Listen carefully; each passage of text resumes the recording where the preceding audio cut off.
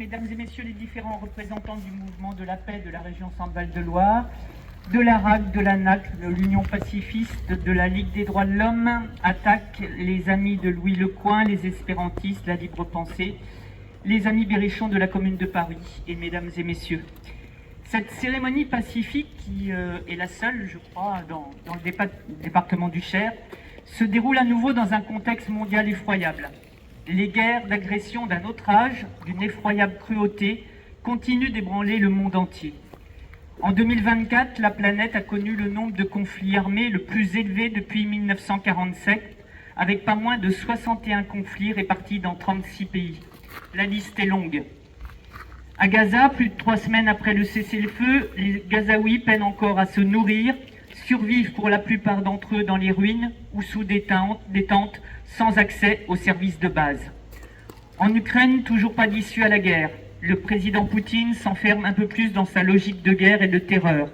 En septembre, Kiev a connu l'attaque aérienne la plus importante depuis le début de la guerre. Pas moins de 800 drones et missiles ont été envoyés par la Russie. Le Soudan, en proie à des conflits armés depuis presque 3 ans, revient sur le devant de la scène avec notamment la chute de la ville d'El Fasher. Un massacre génocidaire est désormais à craindre. Les combats ont forcé plus de 14 millions de personnes à fuir leur foyer et ont alimenté des épidémies. Parallèlement, 2 régions du Soudan, déjà ravagées par la guerre, subissent une famine qui risque de s'étendre. Encore une fois, un peuple est victime des logiques de puissance et de pillage économique. Le constat est glaçant. Le recours à la force et à la violence n'a jamais été aussi systématique. Un changement de paradigme est nécessaire dans les relations internationales. Il faut sortir des logiques d'affrontement, de compétition entre puissances. La paix dont nous devons parler aujourd'hui ne se limite pas à l'absence de guerre. Elle englobe aussi la justice sociale, le respect des droits humains et la protection de notre environnement commun. Ces éléments forment un tout indivisible. Les changements climatiques menacent la stabilité de nombreuses régions. La protection de notre environnement devient donc une question de paix et de sécurité pour les populations du monde entier. Je crois utile de rappeler, pour éviter l'amnésie collective, qu'il y a 80 ans était ratifiée la Charte des Nations Unies, instituant l'ONU. Les premiers mots de ce texte historique, rédigé en 1945, illustrent à eux seuls son actualité. Nous, peuple des Nations Unies, résolus à préserver les générations futures du fléau de la guerre, à proclamer notre foi dans les droits fondamentaux de l'homme, dans la dignité et la valeur de la personne humaine, dans l'égalité des droits des hommes et des femmes, ainsi que des nations, grandes ou petites. C'est en réalité dès octobre 1943, dans le fracas des bombes, que les alliés américains, britanniques et soviétiques avaient prévu à la conférence de Moscou de fonder, après la victoire sur le nazisme et le fascisme, une organisation universelle pour la sauvegarde de la paix. Aujourd'hui, alors que nous vivons une période de vive tension internationale et de nouvelles courses aux armements, que les violations des principes de la Charte sont légion, et que tend à s'imposer de Washington à Moscou, en passant par Tel Aviv, l'implacable loi du plus fort, il est peut-être nécessaire de réouvrir un débat sur le fond, sur la place et le rôle des Nations Unies. Nous le voyons bien, la paix ne se transmet pas automatiquement. Elle paraît de plus en plus fragile.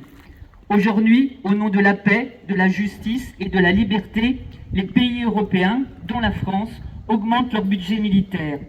Les usines tournent à plein pour produire des chars, des obus, des missiles, des drones. La course au réarmement est une défaite pour l'humanité. Ne nous laissons pas endormir par ceux qui nous disent que le dialogue n'est plus possible, que toute concession est une capitulation. Excusez-moi. Ne laissons pas les pourvoyeurs de haine, comme l'extrême droite, réduire l'histoire et jouer sur les peurs.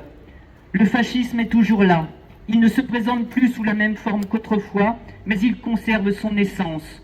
Une idéologie qui détruit, déshumanise et divise. Alors au contraire, combattons l'indifférence, l'inculture, l'ignorance, la haine.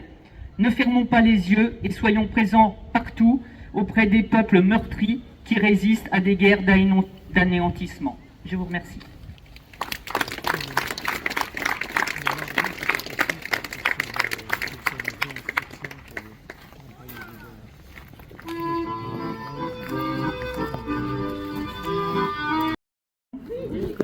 J'espère que vous allez bien. En tout cas, le soleil est au rendez-vous aujourd'hui. Et ça c'est chouette.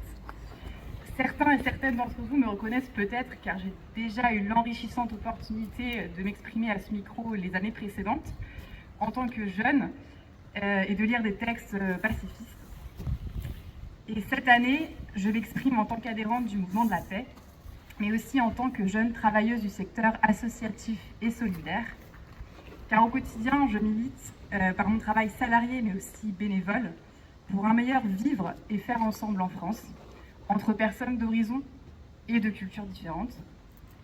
Je milite également pour plus de dialogue entre nous, pour un usage des savoirs techniques au service d'un monde plus juste et plus écologique. Chaque année, c'est avec un immense plaisir que je reviens ici, dans ce magnifique lieu, ce magnifique monument aux morts dont Alain Leclerc va nous expliquer tout à l'heure l'édification. Ici, un des rares endroits en France où, en ce jour de célébration, de commémoration de la fin de la sanglante Première Guerre mondiale, nous prenons collectivement le temps de créer un espace où parler de paix. Et cela va bien au-delà de la reconnaissance de l'engagement militaire français, avec trop souvent la glorification de l'usage de la force et des armes. Aujourd'hui, le commerce des armes se porte malheureusement très bien, au détriment de la vie de millions d'humains et au profit des plus riches. Cette réalité mortifère, dans laquelle la France est impliquée jusqu'au cou, est scandaleuse. Bien que des voix s'élèvent à l'encontre de ce honteux commerce, telles que celles de nombreux jeunes lors d'actions récentes en faveur de la fin du génocide à Gaza, ces voix nécessitent d'être rejointes et amplifiées par les médias à grandes audiences qui jouent un rôle primordial, selon moi, concernant la conscientisation et l'action citoyenne globale. Ce que je cherche à vous dire par là, c'est que la dynamique de paix et d'avancée sociale impulsée à la fin de la Première Guerre mondiale et surtout de la Seconde Guerre mondiale et grâce aussi au Conseil national de la résistance, ne doit pas s'éteindre. Se réinventer ? Peut-être, à l'image du problème du veto onusien, mais ne surtout pas laisser la place à la haine de l'autre, à la violence et à la banalisation du fascisme. Aujourd'hui, nous sommes rassemblés pour affirmer une nouvelle fois que la guerre n'est jamais une option. Elle détruit les peuples, des vies, des enfances, des rêves et des cultures. Elle laisse derrière elle des populations meurtries, endeuillées, remplies de haine et de peur, amplifiées à souhait par la propagande de guerre. Elle conduit au chaos et enfante des monstruosités dont sont victimes les populations civiles. Le sacrifice de 20 millions de personnes pendant la Première Guerre mondiale, de 60 millions de morts pendant la Seconde Guerre, la persistance actuelle des guerres au Moyen-Orient, en Europe, en Afrique et ailleurs dans le monde, nous oblige à un sursaut citoyen. Nous devons continuer à tirer des leçons de l'histoire, à résister aux logiques de guerre, de confrontation, et à affirmer notre volonté de vivre ensemble en paix. Nous, adhérents et bénévoles d'associations pacifistes, voulons faire entendre notre refus obstiné de toutes les guerres.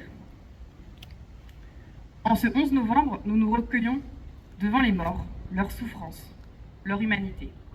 Et en même temps, nous affirmons avec gravité et avec espoir notre refus de la fatalité des armes, notre confiance en le pouvoir des peuples, en la force du dialogue, en la fraternité humaine, la nécessité de transformer la douleur en souvenir, en force, la douleur du souvenir, en force d'espérance, et la mémoire des morts en appel vivant à la paix.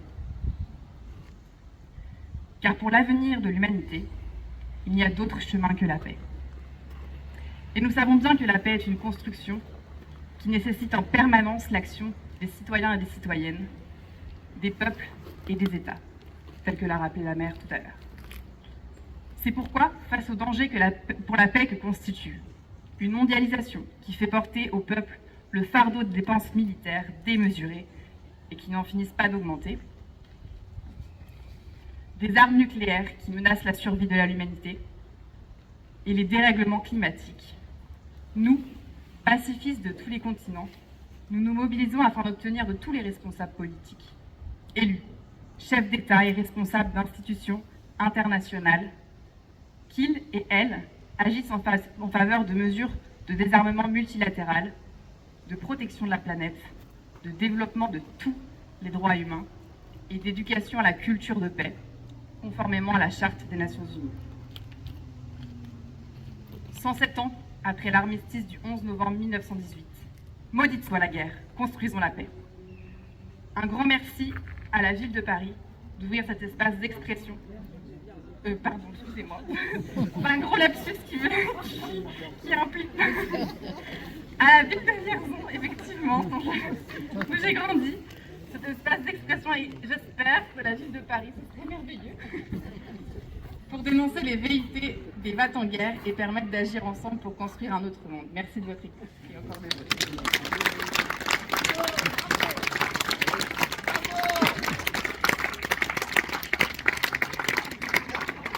Merci pour ce message d'espoir. Pour poursuivre, alors vous avez constaté que je ne suis pas Alain Leclerc, parce qu'Alain est en train de préparer la suite, comme l'a dit Julia tout à l'heure. Donc il va nous proposer une présentation de ce fameux monument. Et donc pour clore ici dans ce jardin, même si on aurait presque envie de rester au soleil, hein, on vous propose alors non plus de passer avec la sono, mais ceux qui connaissent quelques chansons, voilà, qu'on termine ensemble avec 2 ou 3 chansons, dont une dont la mélodie est très connue, mais les paroles ne sont pas du tout les mêmes. Voilà, merci encore d'avoir été présent déjà là. J'espère qu'on ira tous se retrouver tout à l'heure à l'espace Maurice Molina. Et la seconde partie du texte qu'a lu Julia est en fait un appel qui est un appel national, voire international. Et donc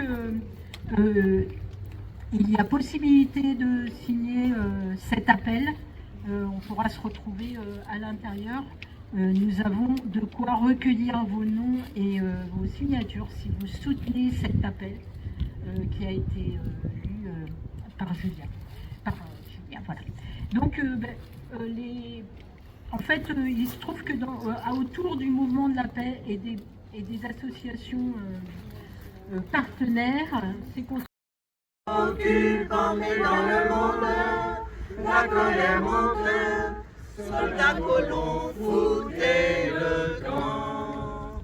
Mais dans le monde, la colère monte, ne bombardez plus le Liban.